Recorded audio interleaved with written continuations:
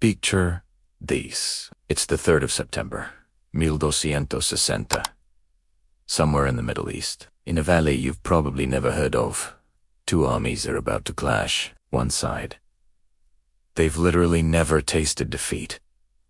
Not once. The other side, they're absolutely certain they're marching to their deaths. And honestly, they probably should be. For 6 decades straight, the Mongol war machine has been an absolute nightmare. They've obliterated entire civilizations, stacked human skulls into grotesque pyramids, and left a trail of destruction stretching from the Pacific Ocean all the way to Eastern Europe. We're talking about millions dead, cities wiped clean off the map. And here's the truly terrifying bit. Nobody, and I mean nobody, has ever managed to stop them. But today's different. Today, in a dusty valley called Ain Jalut, something's about to happen that'll completely reshape the entire world. Stay with me, because this story is absolutely bonkers. So let's talk about the Mongols first. Their commander is a bloke called Kitbuk. Now, this guy's fascinating because he's actually a Christian, but he's spent his entire life serving the Great Khan. His army's just finished tearing through Damascus, Aleppo, and pretty much everything else in the Middle East. They're riding high on victories that honestly seemed impossible. Nothing's standing in their way.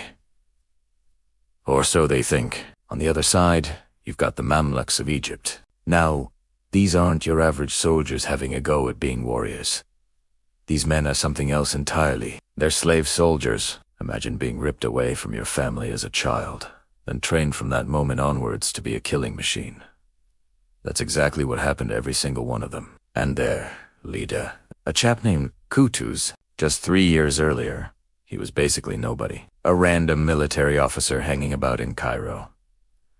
Now, he's the Sultan of Egypt, and he's about to make a decision that'll echo through the centuries.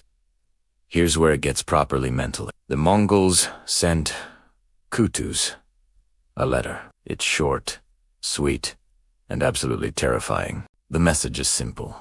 Surrender right now, or we'll do to Cairo exactly what we did to Baghdad. And what they did to Baghdad was, well, it was genocide. 1 million people butchered in 7 days. The rivers literally ran red with blood. We're not talking metaphorically here. Eyewitnesses said the water changed color for days. So what does Kutuz do? He does the one thing nobody expects. He executes every single Mongol messenger. Then, just to really drive the point home, he sticks their heads on spikes at Cairo's gates. It's a declaration of total war. And remember, the Mongols have never, ever lost a war. Let me give you some perspective on just how massive the Mongol Empire is at this point. We're talking about 13 million square miles. That's literally 1/5 of all the land on the entire planet, stretching from Korea in the east to Poland in the west. It's the largest empire in human history, and it's still expanding, still hungry for more. Their secret isn't just being brutal, though they're definitely that. It's speed. Mongol horses can cover 50 miles in a single day. Their riders can shoot arrows with pinpoint accuracy whilst galloping at full pelt. We're talking about hitting a coin-sized target from 100 yards away, whilst bouncing around on a horse moving at top speed. It's absolutely mental. But there's something even more powerful in their arsenal than horses and bows. It's fear. Pure, psychological terror. When Mongol armies rock up to your city, they offer you a choice. Surrender immediately, and you'll live as slaves. Fight back, and they'll make absolutely certain everyone you've ever loved dies in the most horrific ways imaginable. Most cities take one look at their reputation and surrender on the spot. Take Baghdad in 1258. This was the crown jewel of the Islamic world, home to the House of Wisdom, where scholars preserved all the knowledge from ancient Greece and Rome.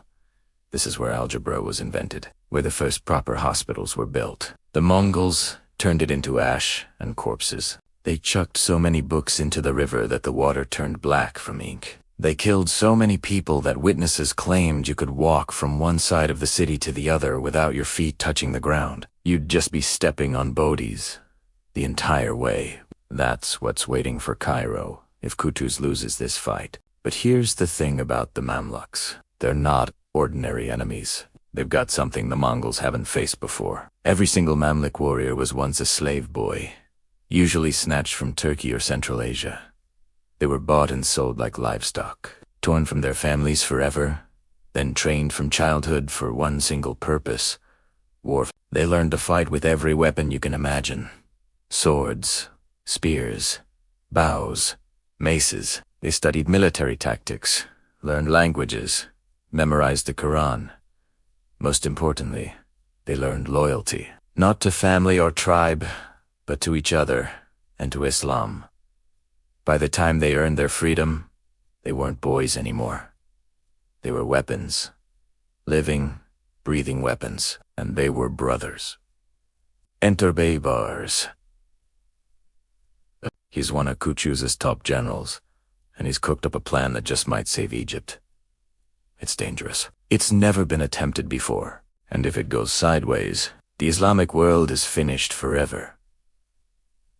The Mongols are pushing south through Palestine with roughly 20,000 men. They're confident because they've literally never lost. They're moving fast because speed is their whole thing. Strike before your enemy can organize. It's worked every single time for 60 years. But Baybars has been studying them, learning their patterns, watching how they operate, and he spotted something crucial. The Mongols always do the same thing. They send a small scouting force ahead. Then they smash in with the main army. It works because their enemies panic and cock it up. This time's going to be different. This time, the Mamluks are going to use the Mongol playbook against them.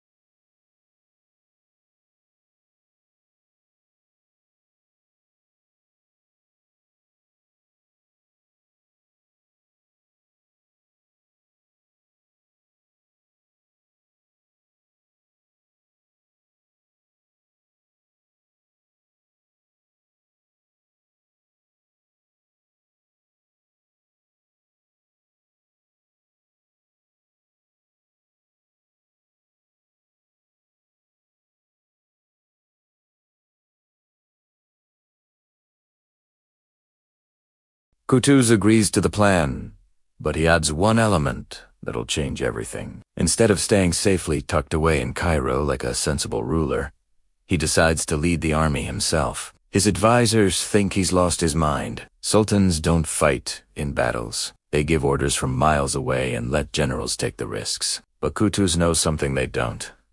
His men need to see him fight.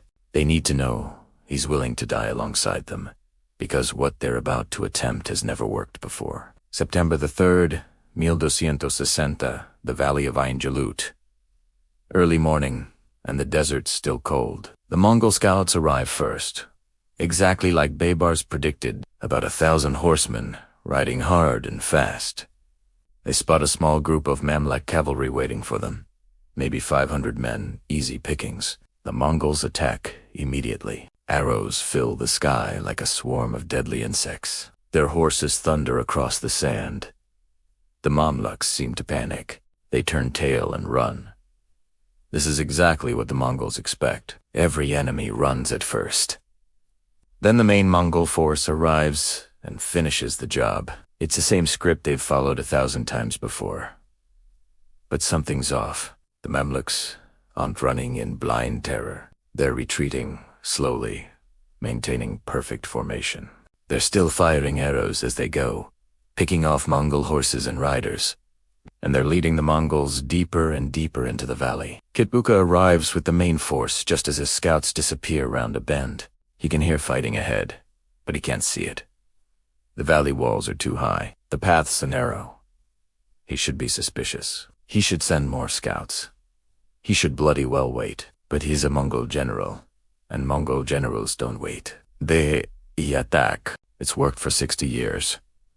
Why would today be any different? The Mongol army pours into the valley like water through a funnel. 20,000 of the world's finest warriors, eager for another easy victory. They can practically taste the gold they'll plunder from Cairo.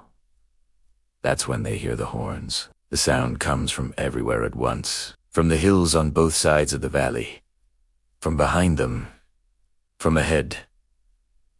It's not one horn, it's hundreds. And then they see them. Mamluk warriors rising up from hidden positions like demons, materializing from the sand. Thousands of them, maybe 30,000. All around them, on every seat. For the first time in 60 years, a Mongol army is trapped, but the Mongols are still Mongols. They don't panic. They don't surrender. They form up and prepare to fight their way out. They've been outnumbered before. They've been ambushed before. They've never lost before. Kitbuka orders his men to break out toward the south. It's the shortest route to open ground. If they can reach the desert, they can use their speed and superior archery to turn this whole mess around. The Mongols charge. Their arrows find their marks. Their horses crash into the Mamluk lines like a battering ram. For a brief moment, it actually looks like they might pull it off. But then Kutuz does something extraordinary. He rips off his helmet, throws it on the ground, and at the top of his lungs, he screams, "Oh, Islam!" Every Mamluk warrior hears him. They see their sultan, their leader, fighting like a common foot soldier, bleeding like they're bleeding, risking everything like they're risking everything. The effect is electric, absolutely electric. The Mamluks surge forward with a fury the Mongols have genuinely never encountered. These aren't terrified farmers or soft city merchants. These are professional killers who've trained their entire lives for precisely this moment. The battle becomes a massacre, but for the first time in decades, it's not the Mongols doing the slaughtering. Kitbuka fights like an absolute lion. His sword cuts down a dozen Mamluk warriors before he's finally overwhelmed by sheer numbers. With his last breath, he shouts defiance at his enemies. He dies the way he lived, without fear. When the sun sets on September the 3rd, 1260, nearly the entire Mongol army is dead. A few hundred manage to escape and tell the tale. The rest become food for desert vultures. But the real victory isn't just military. It's psychological. For 60 years, the Mongols seemed unstoppable. Chosen by heaven, blessed by the gods themselves. Today, that myth dies in the Palestinian sand. News of the victory spreads like wildfire across the entire region. From Cairo to Baghdad to Damascus, people who've lived in absolute terror for decades suddenly dare to hope again. The Mongols can be beaten. The tide can be turned. In Mongolia, thousands of miles to the east, the great Khan Mangi receives the news months later. For the first time since Genghis Khan started this whole thing, a Mongol army has been completely annihilated. The western expansion stops immediately. Cold.